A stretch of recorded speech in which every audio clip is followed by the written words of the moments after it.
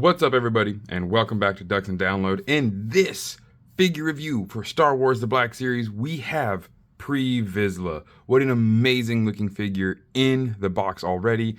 And look at that, guys. We can see it. That's right, we're getting back full swing into the quote-unquote plastic-filled packaging. Then again, if you all remember, there was a lot of plastic in those other packages as well.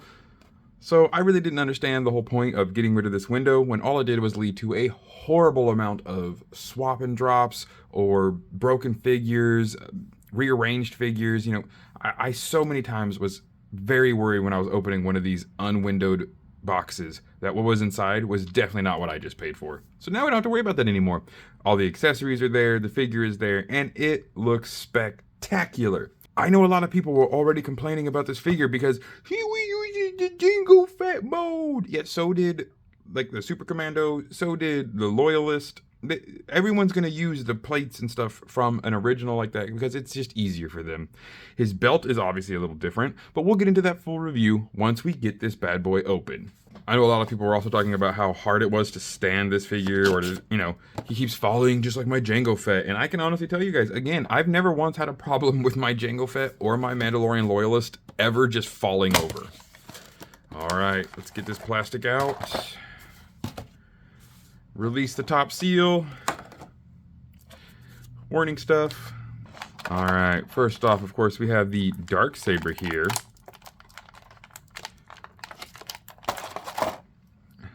On this Darksaber, we can kind of tell it has a bit more of a white than clear edge to it. I actually enjoyed that a lot more. If it is a lit up Darksaber, it should have more of a white glow around it, not that kind of clearish glow. Some people were saying this might be from the credit collection. If so, fine. That blade looks phenomenal. Get a nice little look at the hilt there. Classic Darksaber hilt. And this may be one of the last figures to ever be released with this, due to the fact that, of course, the Darksaber has now been destroyed in the Mandoverse. Next, we have the Wester Blasters. So they've actually put them in different. This one seems to have just been a press-in.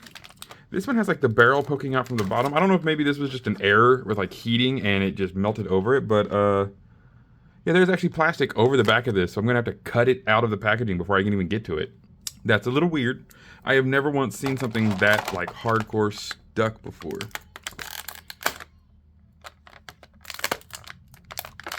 You can kind of see there's almost like a little plastic extra piece that melted over the top of it there.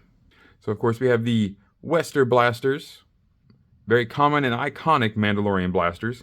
Wester being a Mandalorian arms manufacturing company. All right, I really enjoy the way they put this jetpack in there. This nice little off to the side part really allows us to put all of these accessories in here. And honestly, I mean, jetpack, helmet, 2 blasters, and a Darksaber.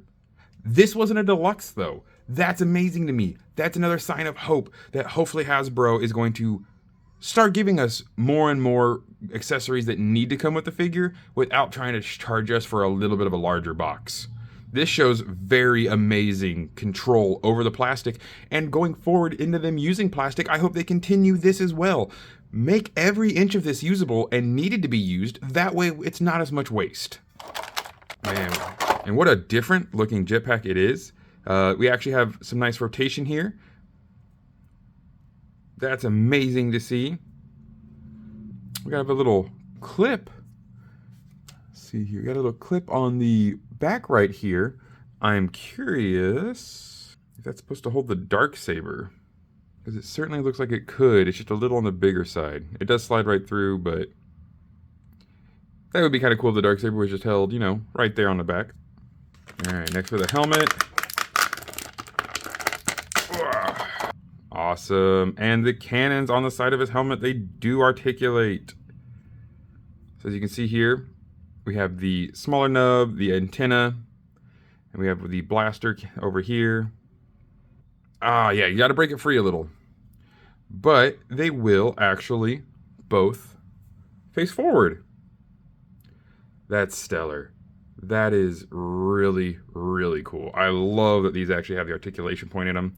Now, I'm going to imagine it's a little weak, so honestly, I wouldn't say mess with it too much at your own peril, really, because it's not going to probably be one of the strongest parts of the helmet. You know, that minor little connection port back there. But the helmet itself does look absolutely stellar.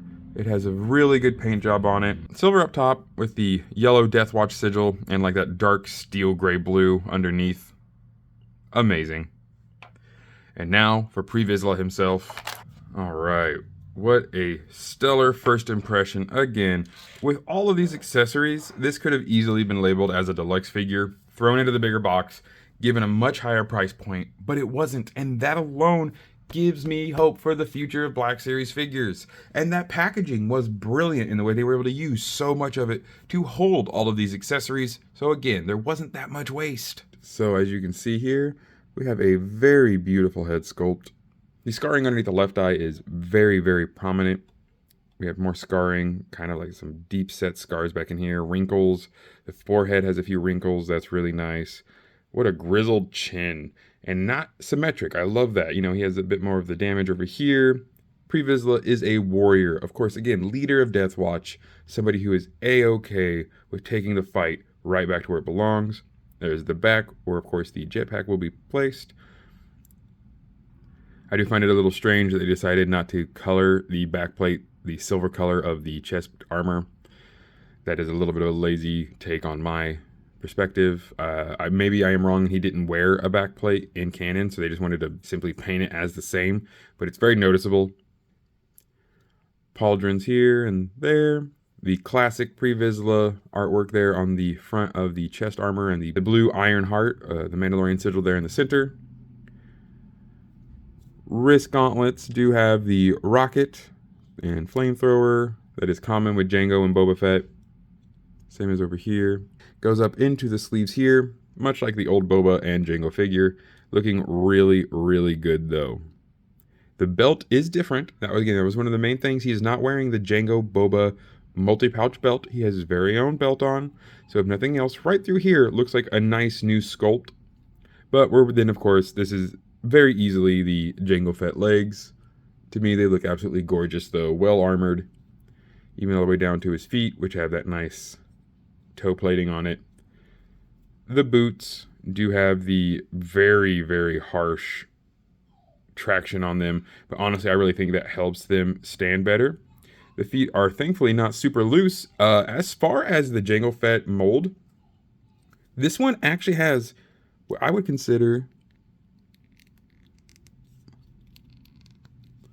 maybe some of the best articulation. It's actually very smooth articulation in the elbows and in the shoulders and in the ankles, which is a big one. The knees do have a little bit harder set to them, but that's okay. I want those knees to have a harder set so the figure doesn't want to just fall over. Absolutely stellar though. All right, let's get this jetpack on. Longer peg in the bottom, two smaller pegs up top to just help keep it in place. Press that in. Looks amazing. There does seem to actually be space in there. So if you have the Boba Fett jetpack expulsions, then you might actually be able to put those in here and have him in a nice flying pose. All right, next we got to put on the helmet, of course. I like to put my thumb under the chin so the head doesn't want to fall face first as much. That way the chin's protected a little bit better, hidden easier. Oh, already so much more menacing looking. Having that helmet, the jetpack, all that armor. Pre Vizsla is one of the coolest looking Mandalorians we got in the Clone Wars and almost through to today. The classic armor, but with a very unique helmet with those extra antenna and blasters. Not many people have blasters on their helmet. Pre Vizsla's not here to mess around. Let's get his Westers holstered.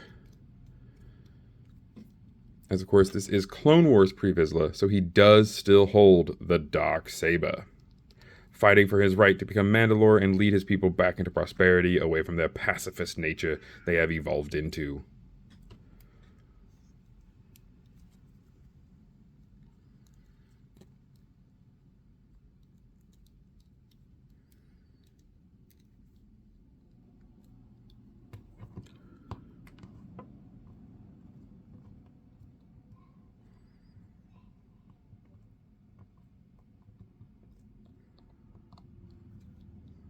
So the helmet, I wouldn't say is loose. It has a little jiggle to it, nothing crazy. It's nowhere near as bad as Axe Woves. but it does sit pretty well. Let's get him a little lint forward there.